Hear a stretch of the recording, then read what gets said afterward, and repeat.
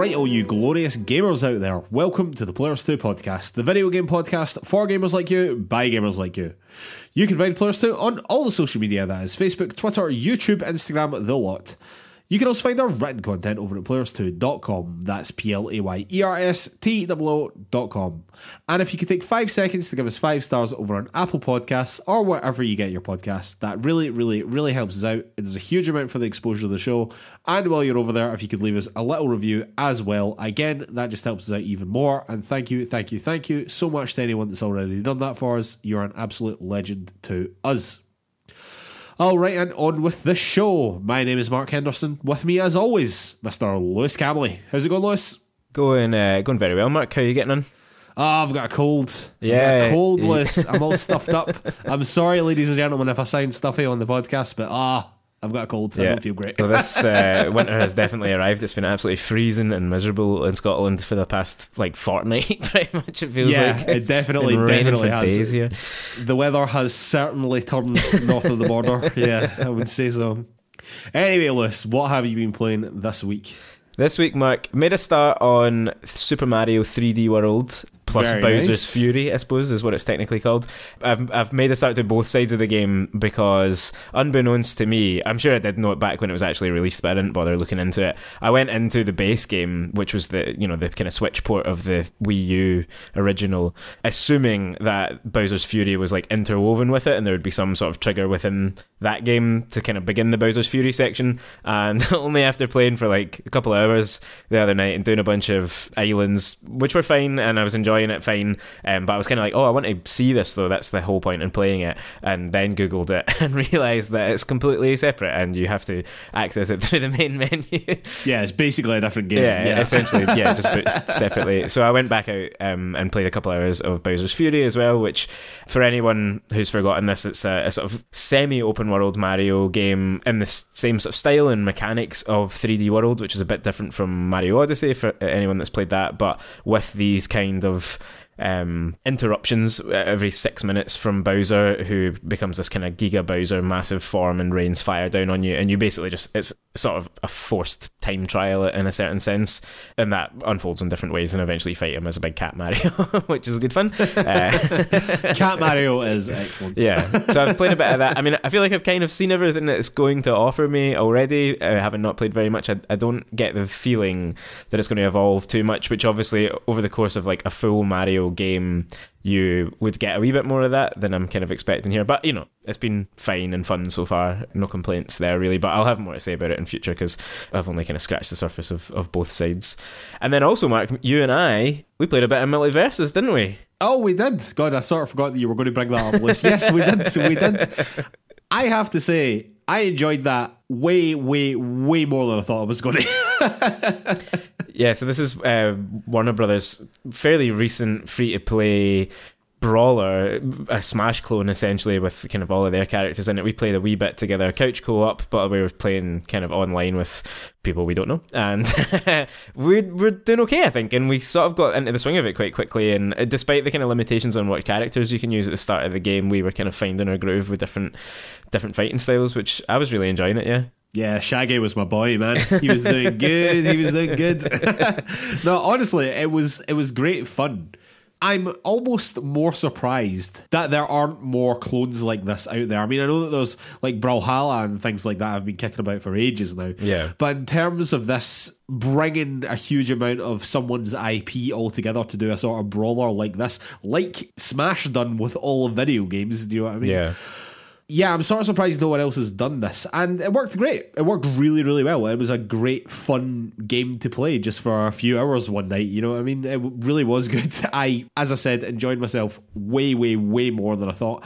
When you initially put it on as something that we could play just to have a go of, I was like, all right, okay, we'll play this for a few hours.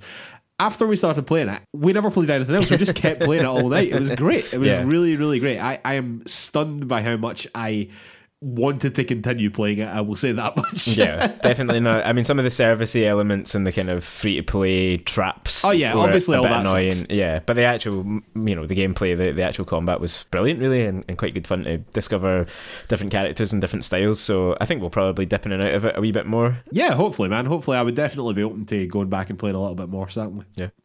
Anyway, Mark, what else have you been playing this week? Well, Lewis, I have been playing Scorn, which came out this week. And I am going to preface everything I'm about to say by saying that I came into this game from a position of extremely good faith. I genuinely was looking forward to this game. I thought that the H.R. Giger aesthetic was absolutely awesome. That being said, this is probably one of the worst video games I have played in a very long time, Lewis. It was absolutely dreadful. I hated just about my entire experience of playing this game. It felt like they had this idea of this H.R. Giger-inspired horror game and then forgot to make the rest of the game around that very cool aesthetic.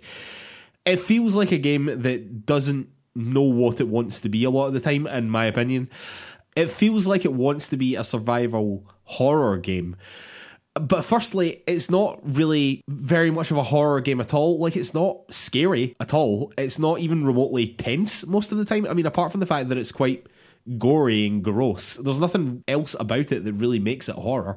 And in terms of being survival, like survival horror games like Resident Evil, for example, which is a great survival horror game, basically wrote the book on it. The balance of getting things just right, like just having enough resources to get through certain areas and do certain things, and for it to feel satisfying to do, but also like as if you're constantly on that clutch last shot, you know what I mean? That is a fine balance to strike that I just feel as though Scorn missed completely. You reload at these sort of stations, but then the game often makes you immediately use the ammo that you just got, which meant that getting to the station was completely pointless, because by the time you fought back out from that section, you had less ammo sometimes than when you went in. It was absolutely maddening. The combat was awful, just in general. I thought that fighting the enemies was almost never worth it, because either you would use too many resources to kill them, or they would take too much health off you. So it was always worth just running past them if you could ever do that, because even if you took a couple of hits, that was a couple of hits you would have probably already taken anyway, or would have taken if you'd fought them, and at least you would still have your bullets at the end of it. What this game actually is as well, which the developers kept pretty quiet, is actually a puzzle game. It's just a big puzzle game, but the puzzles are like so disjointed. Like, it never feels as though the thing that you're doing to activate the puzzle, like you're doing this thing over here which makes this thing do some weird thing, and because that thing did that weird thing, this other thing, we can now do this weird thing to that, and then because you've done all that, for some reason you've now got a key to the door, and it's like, well, why did any of that matter or happen? It never ever feels good to do anything. This game ended up scoring a 71 on PC and a 60 on Series X. Now granted, there was vastly more reviews for PC than there was Series X, so maybe that's just a sort of average thing. But honestly, Lewis, if I were scoring this game, I would be much, much, much closer to that 60 than 71. Nothing about this game felt good apart from the way that it looked. In terms of game design, it was just bad from start to finish. None of it was enjoyable. It was an incredibly frustrating experience. Not a long experience though, I gather. Mercifully short, and yet somehow it still felt too long at 5.5 hours, Lewis. Most of that time, I have to say, I was just wandering about aimlessly, basically not knowing what to do. And 5.5 hours, which is almost exactly what my playthrough was, is about the same on how long to beat as well, which means that most people that play this game must stumble about aimlessly like me for a long period of time, because that is what I was doing for most of it. If you knew exactly where to go and what to do, you could finish this game in 3 hours pretty comfortably, I would have thought. Well, fair enough. I have played the first sort of hour, maybe just under that on xCloud on Steam Deck, and I don't hate it yet. I immediately But you're thinking about it. Well, not. I mean, I've listened to what you've said and seen some of the reviews and stuff. I mean, I also went in with reasonably high hopes, more about the aesthetic and the mood than anything else, and was feeling a little bit lukewarm towards it by the time it released. But from even the small bit I've played, there's some quality of life things like the pace of movement and the complete lack of dialogue, and so far really of any music even, which just means like I have no sense of what's going on or why I'm doing things, which I think is the beginning of one of your complaints there that ends with this. Yeah, I was going to say that doesn't change. Exactly. That does not change even till the very end moments of the game. Yeah. That doesn't change. And I know that the combat is going to be dreadful because I've heard that from you and seen it in reviews, and also I can just sense it from the game, and I don't like first person perspective action games, shooting games anyway very much, so I'm not totally certain how much he'll progress with it, but up to this point, it is visually sort of lush in its odd, murky, slimy way, and I'm kind of intrigued to see more of that, but it does feel a lot to me like they got a great art director and kind of said, how can we cobble a game together around this, you know? I mean, it very, very, very much does feel like that to me as well. Listen, I have to say, I think the aesthetic is great. This H.R. Geiger-inspired aesthetic is fantastic. I'm not taking anything away from that at all. It's everything else. Literally everything else is the problem. All right, Lewis, and on that downer, it's time for the news. All right, Lewis, news item number 1. There has been a lot of drama around the release of Bayonetta 3, and I genuinely don't even know where to start with this mess, hardly, Lewis. I hate drama-based news so much. So, Helena Taylor, who originally voiced Bayonetta in the first 2 games, which I would argue was a character-defining performance for now one of the most prominent female video game protagonists. Apparently, she was only offered a quote-unquote insultingly low wage of $4,000 for the entire game. Now, no matter what you think of that sum of money versus your own income, if the lead voice actor of a franchise, which she claims has made over $150 million, that is not fair compensation for that amount of work, considering how valuable her work should be to the franchise. So Helena Taylor turned down this offer and subsequently was replaced by Jennifer Hale. Jennifer Hale is a damn good voice actress in her own right, working in franchises including Metal Gear, Mass Effect, Bioshock, KOTOR, and in fact in 2013 she was recognised by the Guinness World Records as being the most prolific voice actress in video games. So no shade at her, she's great. But after all of this was made public in a series of videos on Twitter by Helena Taylor, she is asking people basically to boycott the game because they were unfairly valuing her work and not giving her enough money to reprise her role and subsequently replaced her, and instead give the money that you would spend on the game to charity.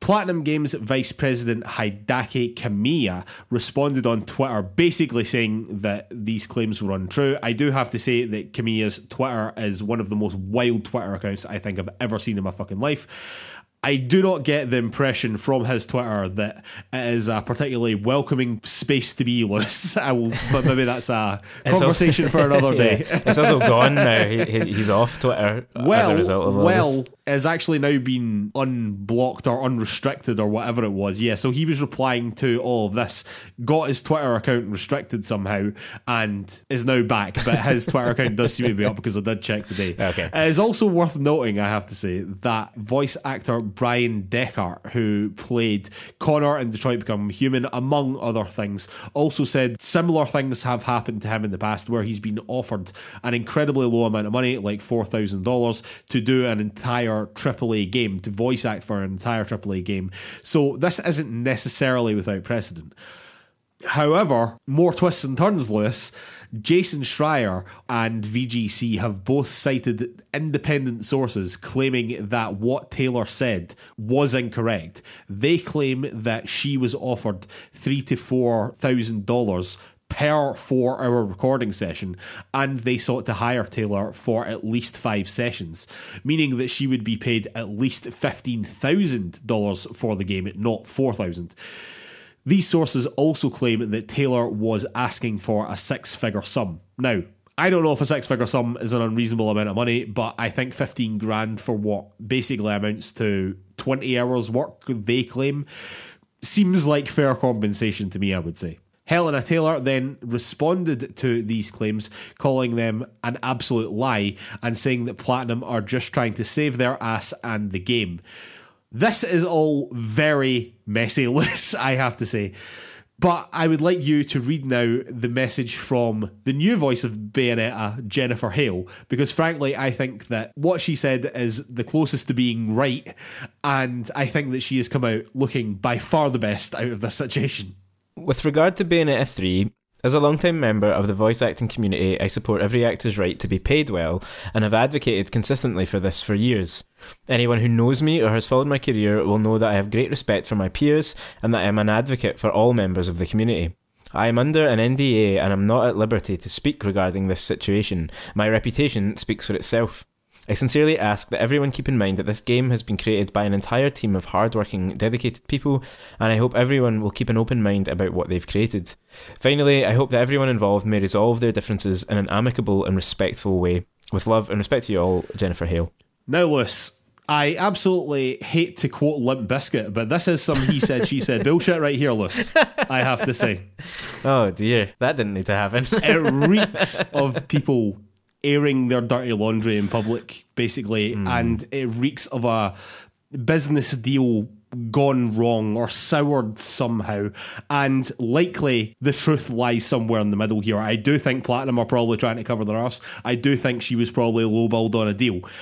But I don't like this boycotting thing. Like, boycotts don't work, by the way. Like, see, just in terms of this sort of thing, like asking people on the internet to do it to big companies and whatever, this never really works. It doesn't have an impact, really. Like, if a few people do it or whatever, fine. And if you do want to boycott this game and you do believe exactly what Helena Taylor is saying, you do you. However, I don't think it's right to make it the consumer's moral failing for wanting to enjoy this game, which isn't just made by one person, as Jennifer Hale rightly said. It's made by a team of people, do you know what I mean? And I don't think that is a moral failing of the consumer to want to enjoy that. It's similarly to Call of Duty as another example. Like, I don't think that anyone who plays Call of Duty is necessarily a bad person just because we all know that Bobby Kotick's a piece of shit, do you know what I mean?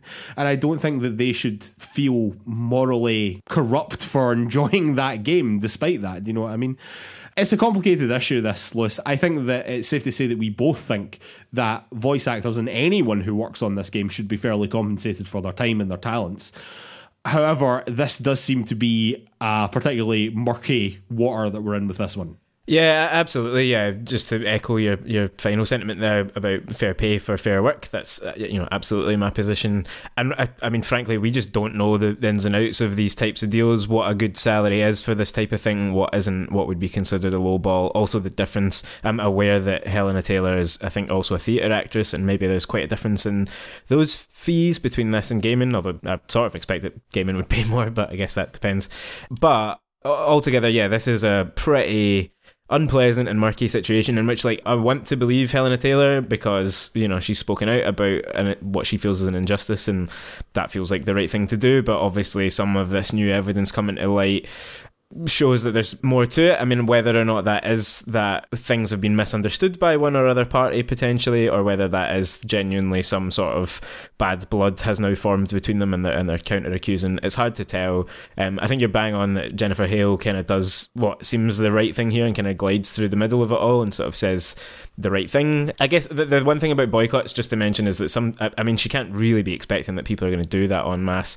And the thing to me is that saying it has elevated this issue to the top of the news agenda, which may be wrong if what she's claiming isn't true. Fair enough. But if it is true, then this is the way to get talking about it. And the one thing that this does seem to have unleashed on the internet a bit, particularly in the wake of Schreier's reporting, which seems to be shining a bit more light on the truth and the sort of nuance of it all, is a lot of people are talking about what is fair pay for a voice actor or for anyone's talents, and things about residuals versus upfront payment and all that kind of thing in the gaming space, which hopefully might add to the kind of, all the other workplace chats we've been having over the last few years of doing the show about unions and about fair pay and about crunch and all these kind of things. Make sure that people get paid properly. Yeah, I mean, absolutely. And if that is a good thing that comes out of this, then great. But yeah, I don't think that boycotts in and of themselves, like, categorically don't work.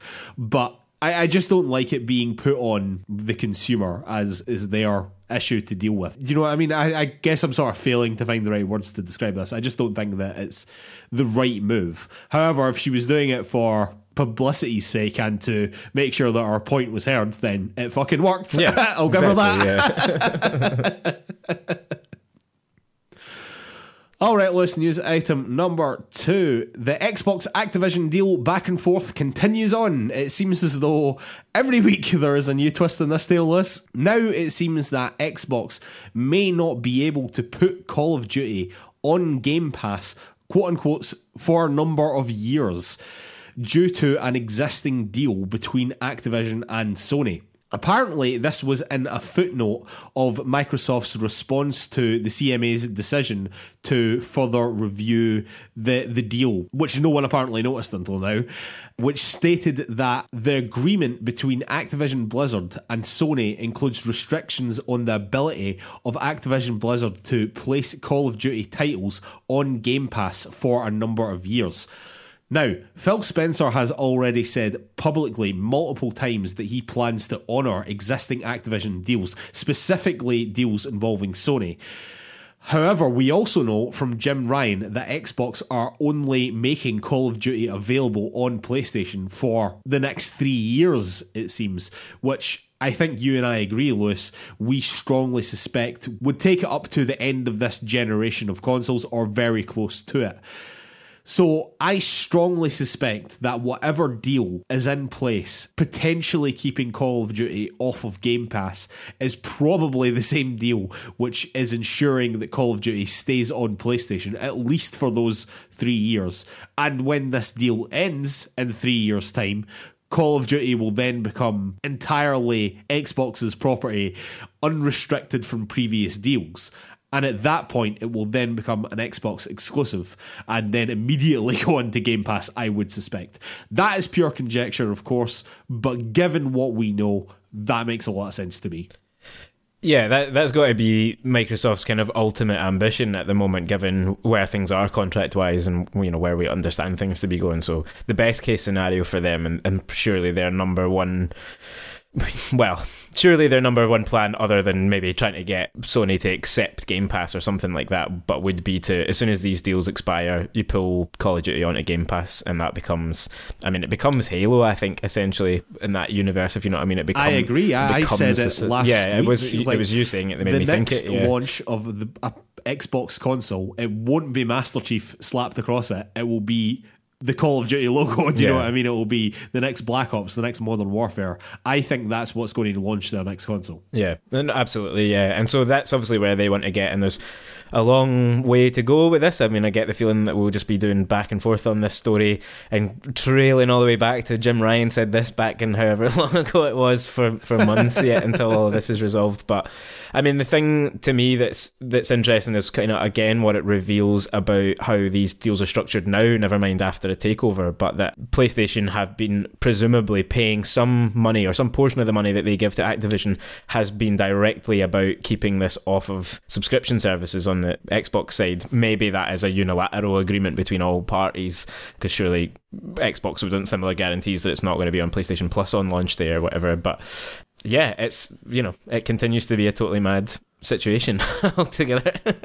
It really does. I mean, it's quite incredible in a lot of ways that, yeah, there must be some language in the deal that basically says that Call of Duty has to remain neutral and that it can't go on to subscription services, like you said. And at the time when that deal was made, the only subscription service of significance to PlayStation was Game Pass. Yeah. So, yeah.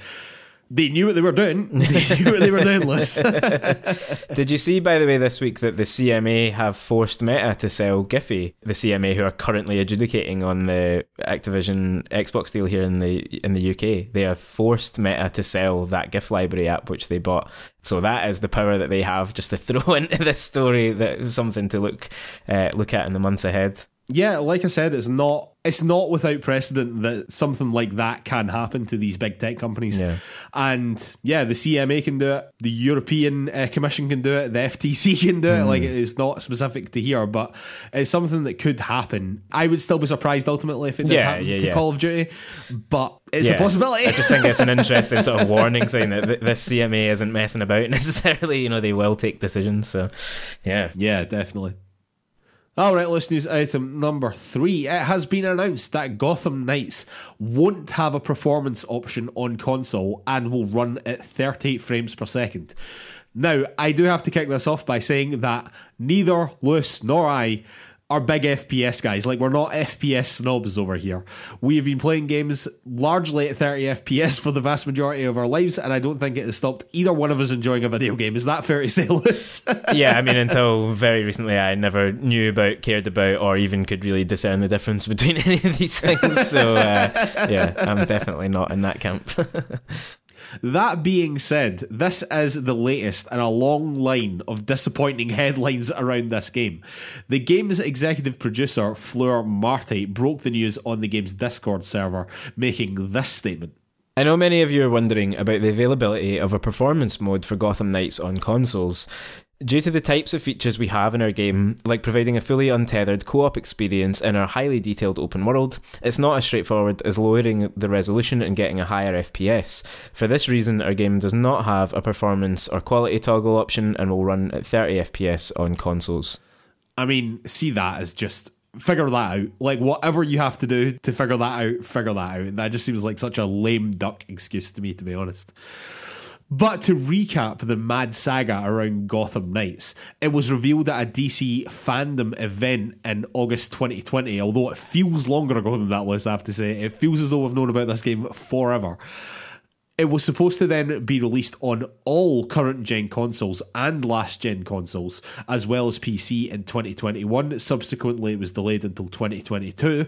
Then it was announced that the Xbox One and PlayStation 4 versions of the game would be cancelled in order to, quotes, provide players with the best possible gameplay experience.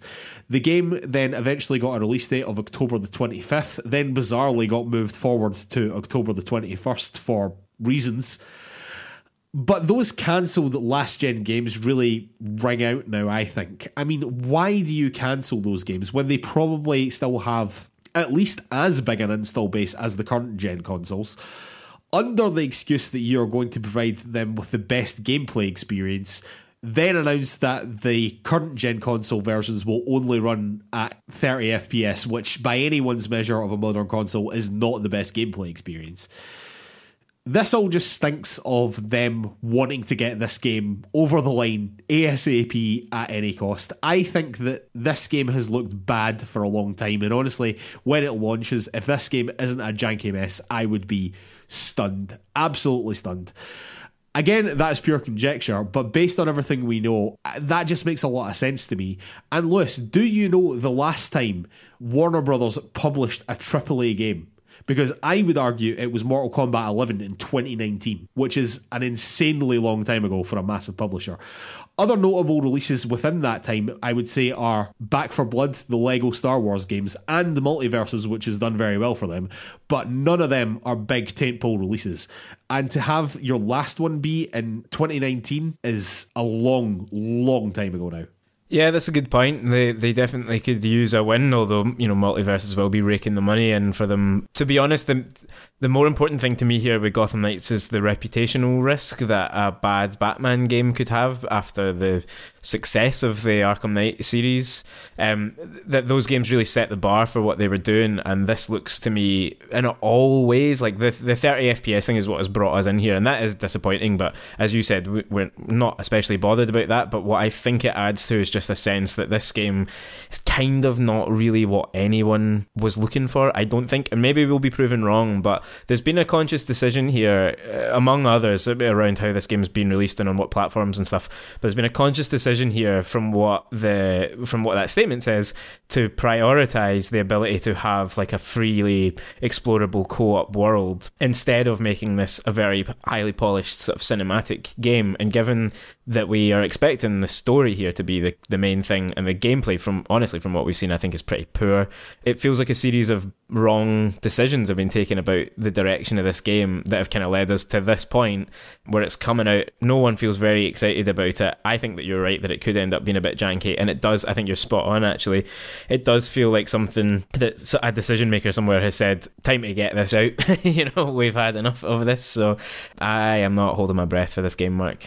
No, me neither. I think that any excitement that I ever had, or any hope that I had that this game could be something good, has long passed. And yeah, it just reeks of something that they are desperately trying to get out of the door at this point. Like, I think that the plan was for this game to release way last year, Hogwarts Legacy to release this year, and then Suicide Squad to release the year after. But I mean, they've not released a AAA game in a long time, and I don't think that this one is going to be very good.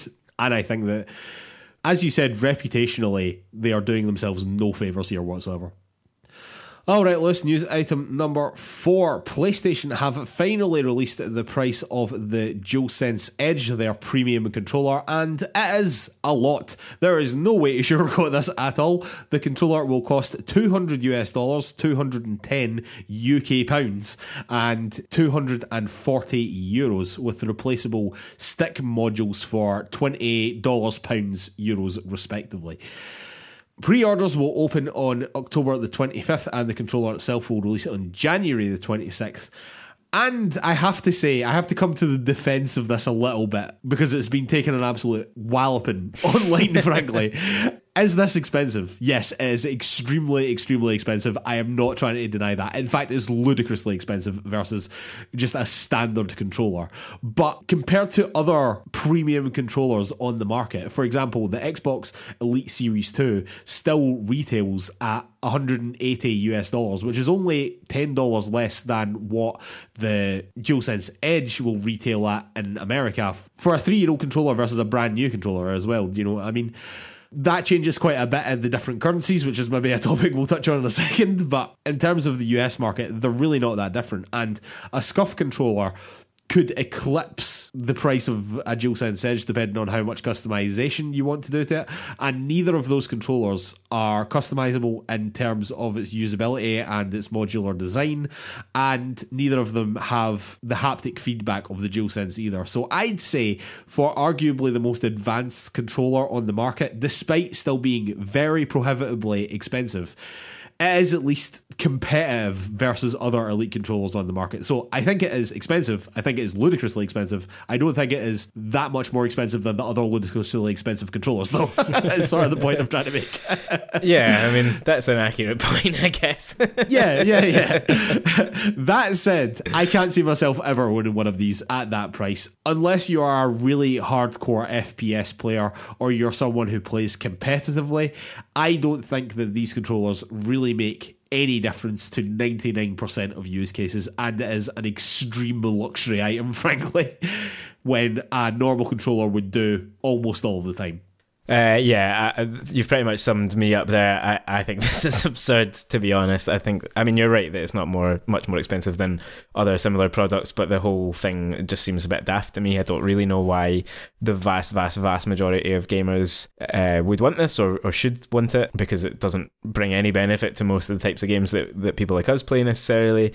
Fair enough if you're a big FPS player or you're into the kind of esports scene or, you know, competitive gaming in some fashion, or you just take your online shooting games very seriously. But the problem to me is that some people will buy this just because they want to own the things that Sony put out, and it is completely absurd how expensive that is for a sort of shiny toy. To put it in context, you can get a Series S for about 40 quid more than this, an entire console.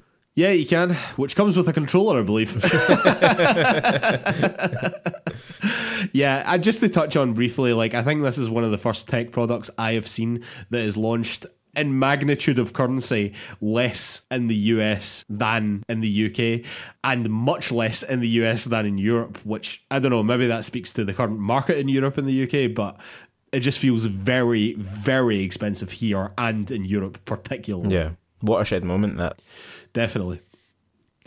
Alright, let's finish off as we always do with a couple of shout-outs. Shout-out number 1, A Plague's Tale Requiem reviews are in.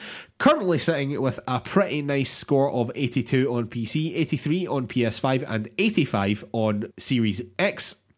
The game seems to very much have built on what the first game started. It's much more evolution than revolution in terms of its gameplay, but it does remain tense and bleak in a good way, unlike Scorn. The main drawbacks do seem to be technical issues, but hopefully that's something that can be ironed out. Not wanting to give it a free pass, but it doesn't seem to have got in the way of many people's enjoyment of the game. Most reviews seem pretty positive on this. I very recently played the first game, and now that Scorn is mercifully finished, this will be the next game I'll be playing, Lewis. Are you still interested in this? Yeah, definitely still interested. I still need to play the first one. I've got that installed on the PlayStation just now, so that is kind of on my list of games to try and get through before God of War comes out. Essentially, that's what I'm working with at the moment. So I probably won't get to this until a fair bit later. But yeah, like you say, well reviewed. Hopefully, if those technical issues held back some scores, that's actually sitting quite well in the upper 80s. Definitely. All right, shout out number 2. Mario plus Rabbids Sparks of Hope reviews are also out this week. This is the sequel to Mario plus Rabbids Kingdom Battle, which I also played relatively recently.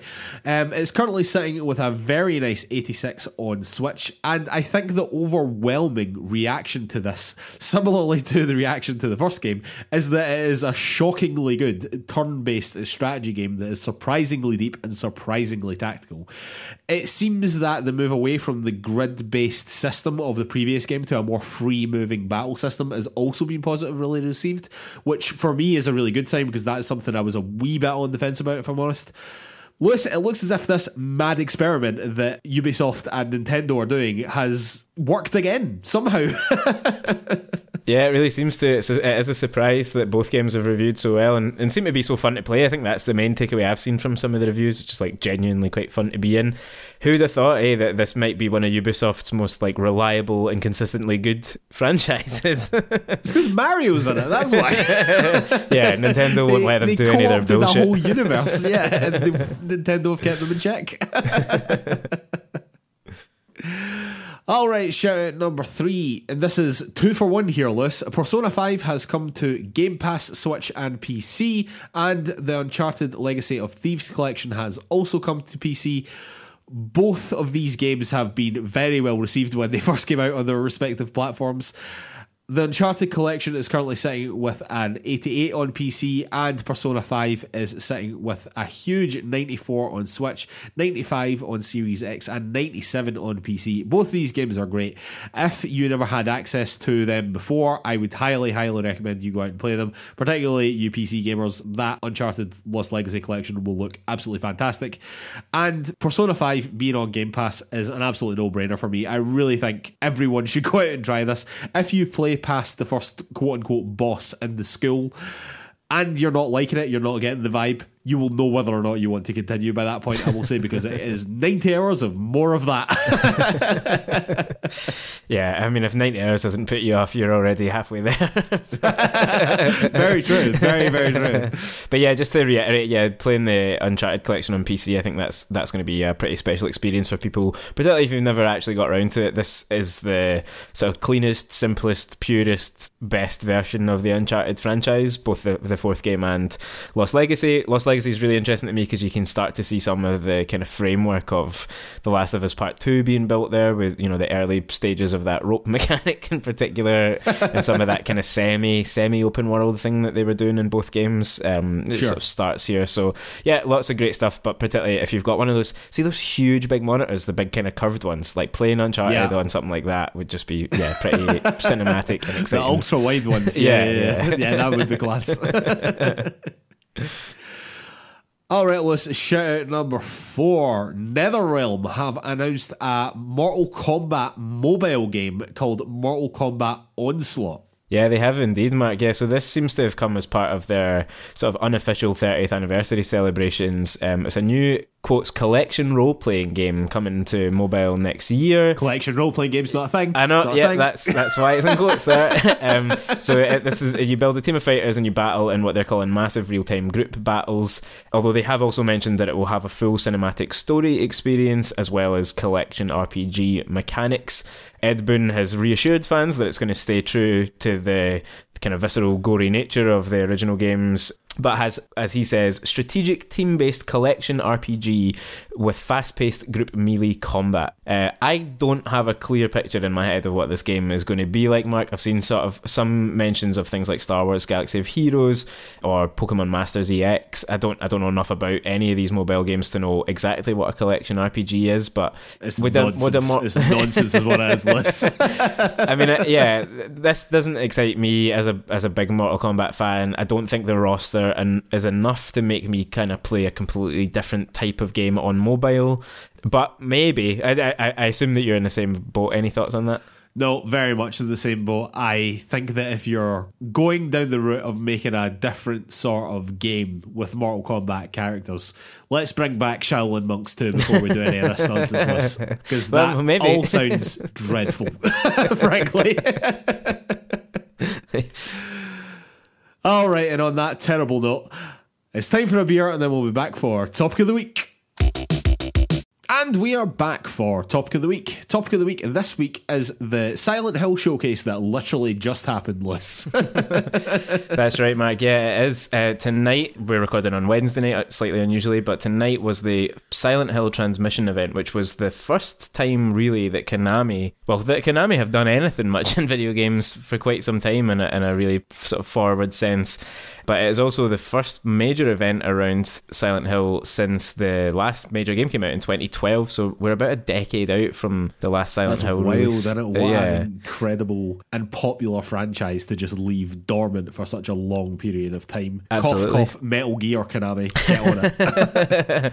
Well, I mean, speaking of that, they did try to have more games since then, but a certain Mr. Kojima and Konami had a falling out, and we never got what PT was supposed to be, the kind of long-fabled Silent Hills. Of course. So this, I mean, I was definitely watching this in the context of that as well. You know, we had this version of Silent Hills in the mid-2010s that we thought we were getting, that we haven't, and now finally Konami have returned with a series of announcements tonight. So I guess we'll run through the kind of major ones from the kind of gaming perspective. There was a bunch of, let's just get it out of the way just now, there was a bunch of sort of toys and models shown off that we're just not going to cover. So you can go and watch. Surprising amount of time dedicated to merch is what I would say. Yeah, exactly. If you're interested in that, go and watch the full presentation, because I certainly wasn't.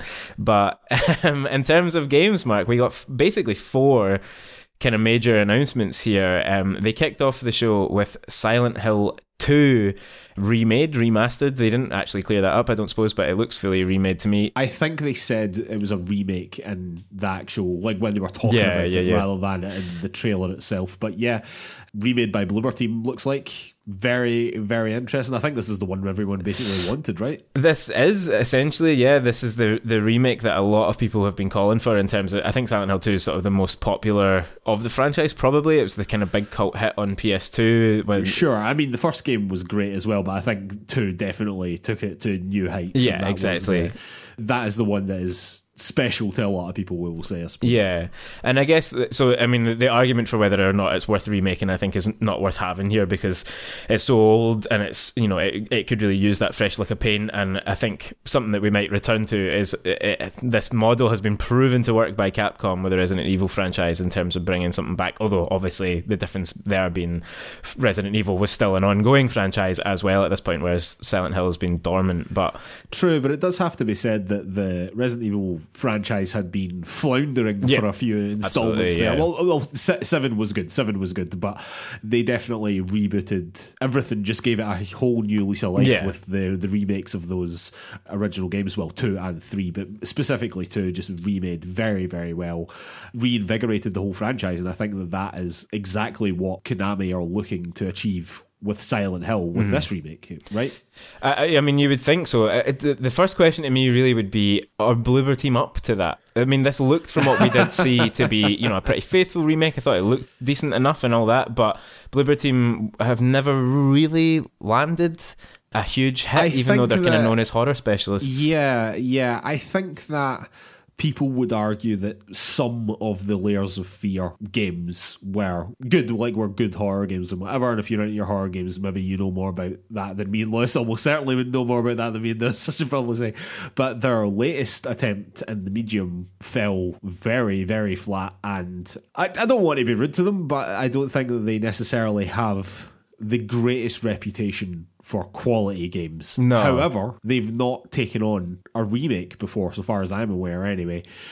Maybe that's a good place for them to go, perhaps, because maybe it's, I don't know, a slightly easier thing to do, in that you already know what you're trying to achieve. Obviously, you have to modernise a lot of very old stuff now, which will take a huge amount of work. I'm not saying that it's no work, but at least you already have the blueprint there ready to go. And if you can make it feel like that original game just brought into the 21st century, then you've landed on your feet. I mean, that's all you really have to do, right?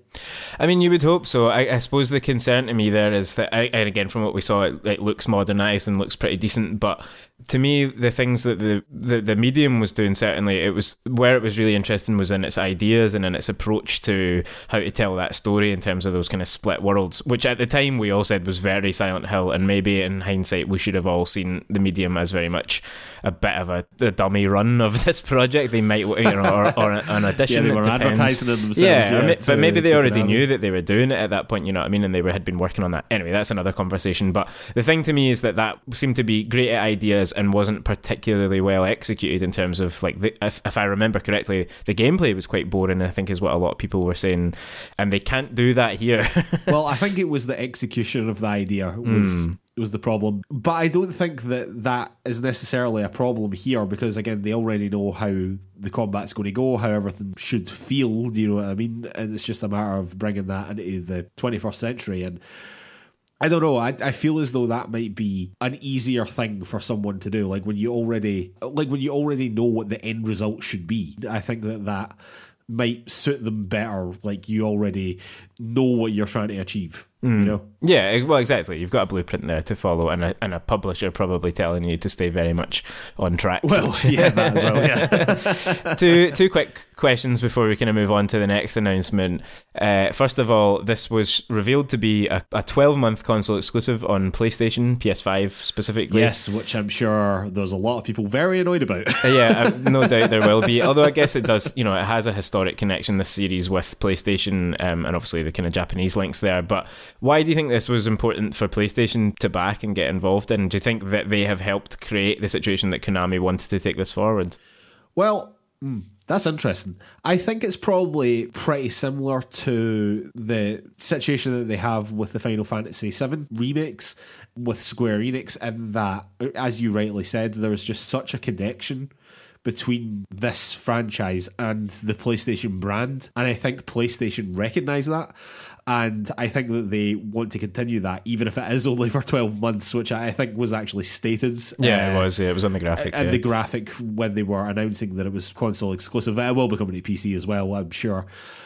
Yeah, I think that they just recognise that this is a game that is very associated with them, and if they can help this along and maybe get a bit of creative control and make sure that Bloober Team aren't making a mess of anything, then that will help their cause. That will help further the recognition that, the Silent Hill games, that is associated with PlayStation, and if I want to play hopefully future Silent Hill games that we'll get onto in a minute, then PlayStation's the place to be for that. I don't know if that's true of the other games that were announced in this presentation list, but yeah, I think specifically this one as well, like Silent Hill 2, very associated with the PlayStation 2, and the original Silent Hill, very associated with the original PlayStation.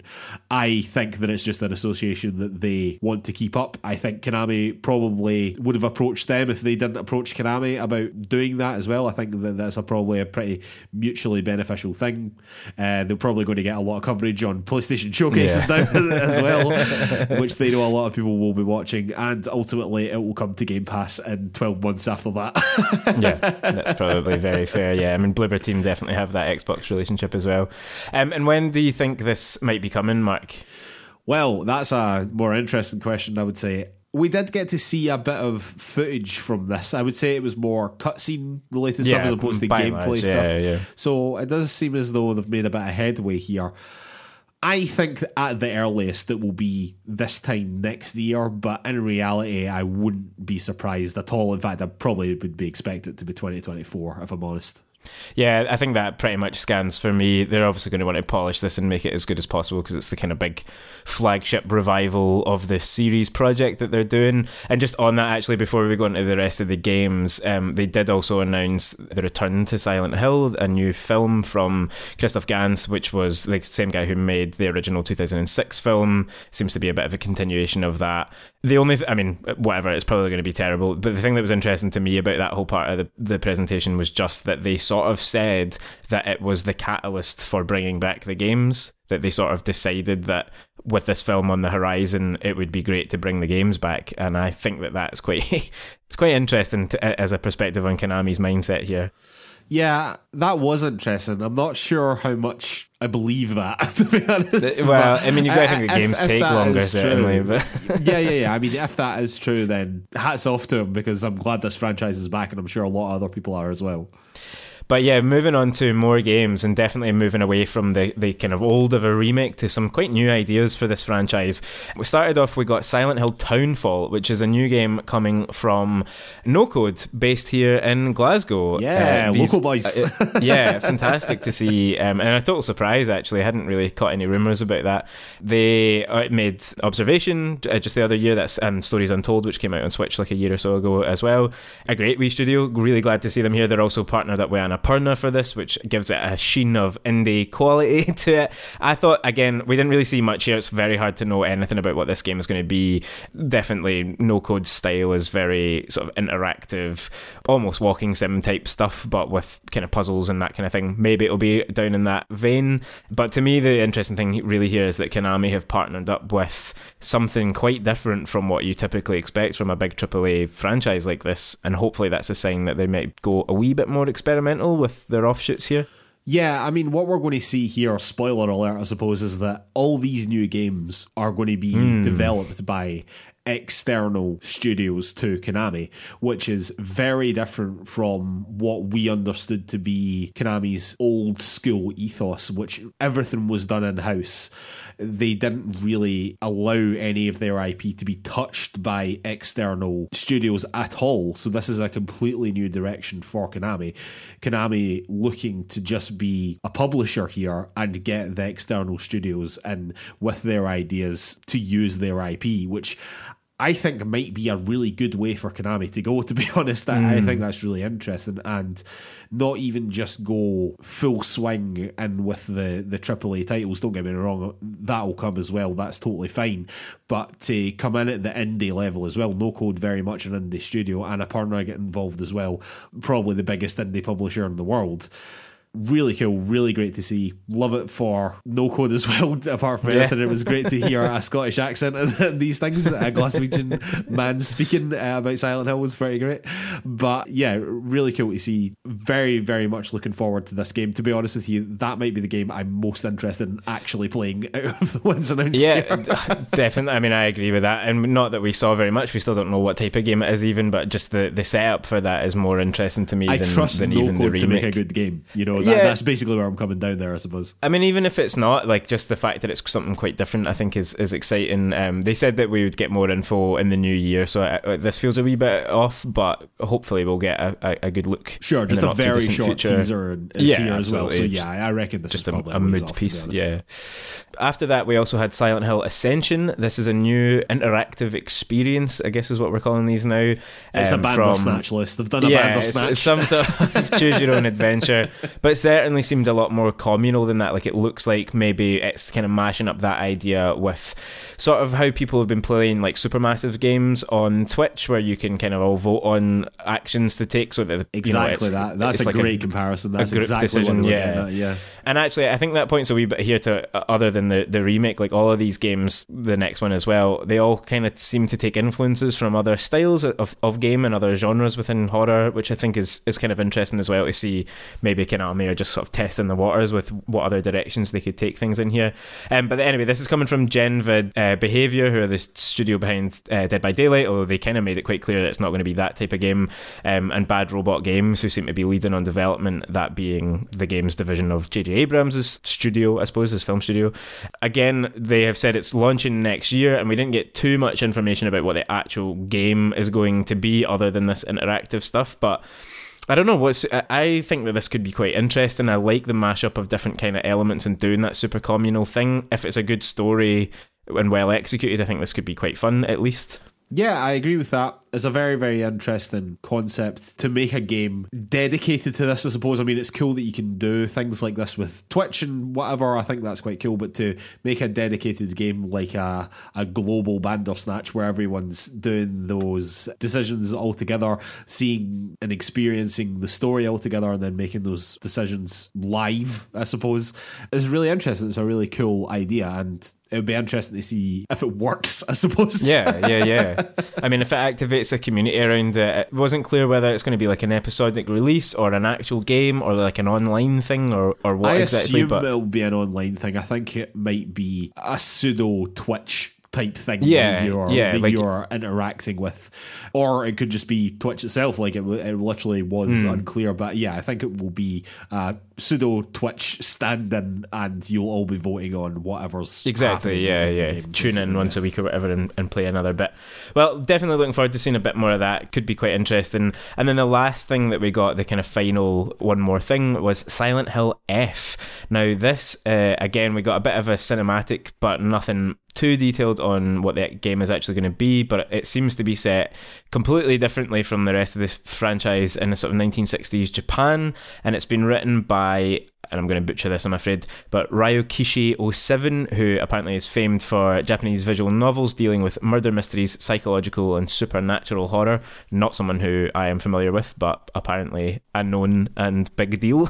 Yeah, and definitely, regardless of that, his experience seems to fit exactly what Silent Hill want to do and want to be. And exactly. That trailer very much vibed with that. So, I mean, the guy seems to be qualified to do what he's doing. Yeah, absolutely. Yeah, and the bit of CG we saw, did look really sharp as well. I thought, quite a visually striking end point where the it looked freaky girl as fuck. Sort of turned into flowers and then her face slid off, and there was just the sort of big horrible hole there. This is coming from Neobards, who are a Taiwanese studio who've done a lot of support work on other games, including things like the Resident Evil 2 and 3 remakes, and Marvel's Avengers and various other things, Devil May Cry and things like that among them. So again, no sense of what this is, but it feels very clearly that it's leaning into that kind of story and atmosphere and setting by kind of completely removing it from what we're maybe used to in the Silent Hill universe. Any thoughts on this one? I mean, to be honest with you, it just seems as though it might be Silent Hill, but in a different setting. This, I didn't really appreciate that it was supposed to be 1960s Japan, but set in Japan, completely different setting to what we're used to seeing for Silent Hill, and that in and of itself is interesting.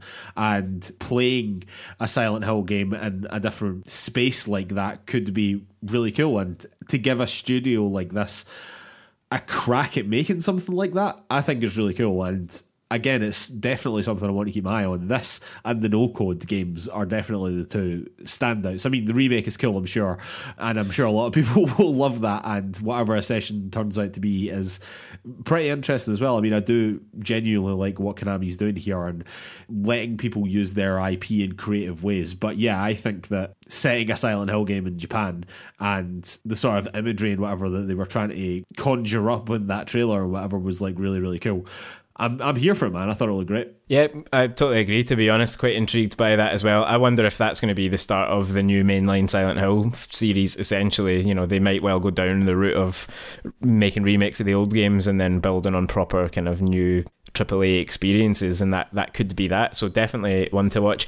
I think what you said there, just to round off, Mark, this has been long rumoured and long in coming, but we finally see how Konami have decided to bring this franchise back. I mean, I felt like it was a decent show. And what is your takeaway from that showcase? Are you excited by this? Do you see any of this bringing you into Silent Hill? Because neither of us were really big players of it. No, we weren't. I mean, I don't pretend to be an enormous fan of the franchise. Not that I think the games look bad in any capacity, and I actually find them games I'd be very interested to go back and play and give a real good shot at. But yeah, we were very young when these games came out. In reality, we weren't massively into horror, so we are coming to these games relatively fresh as well. I was excited for the remake because that is something that could really get me going in the franchise. Do you know what I mean? And it very well might be the catalyst for me getting excited about these games, because I was excited about a lot of what they showed here. I did think that the presentation was pretty good from the game's perspective. Thought they spent a bit too much time talking about merch and a bit too much time talking about a movie that will ultimately turn out to be probably not that great.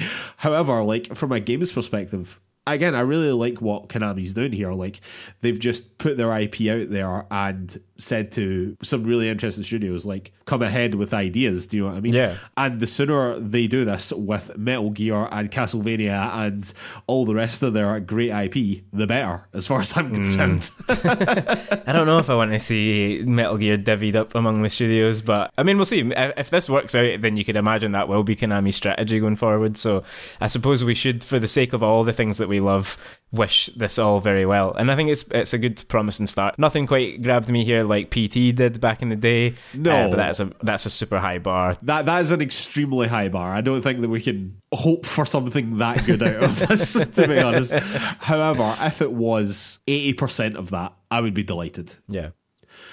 Alright, ladies and gentlemen, I think we'll have to call it a day there. I'd like to remind everyone that you can find PlayersToo on all the social media, that is Facebook, Twitter, YouTube, Instagram, the lot. You can also find our written content over at PlayersToo.com. That's PlayerStoo.com. And if you could take 5 seconds to give us 5 stars over on Apple Podcasts or wherever you get your podcasts, that really, really, really helps us out. It does a huge amount for the exposure to the show. And while you're over there, if you could leave us a little review as well, again, that would help us out even more. And thank you so much to anyone that's already done that for us. It genuinely does mean a lot. I'd like to remind everyone that our play-along game for this month is Mundon. A shorter month because we took so long to do Inscription because we missed a couple of episodes. But Liz, I am going to be getting on that this week, I can tell you, categorically. Good stuff, yeah. I'm still really looking forward to playing it. It feels like it's going to be a really perfect pre-Halloween game. So yeah, play along with us. Let us know what you thought of it on Twitter. And yeah, join us for that show. It's going to be good. Yeah, definitely. And a lot shorter than Inscription, which is good because we don't have a lot of time for it. All right, ladies and gentlemen, we will see you next week. Thanks.